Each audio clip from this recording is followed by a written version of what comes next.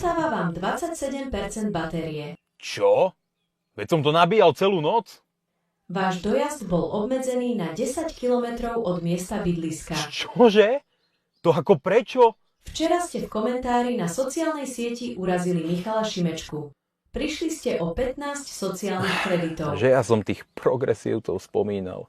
Absolvovaním prednášky eurokomisára Maroša Šefčoviča alebo zaplatením 500 digitálnych eur vám kredity vrátime. Tak, to mi za to nestojí.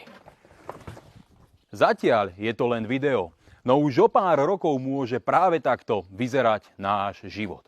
Európsky parlament bude schvaľovať digitálne euro, digitálnu identitu, zákaz áut so spaľovacími motormi, no taktiež nové trestné činy, ktoré úplne zakážu kritiku liberálov. Neviem ako vy, ale ja si rozhodne neprajem, aby v takomto svete vyrastali naše deti. Poďme sa im spoločne postaviť a zastavme nezmysly z Bruselu.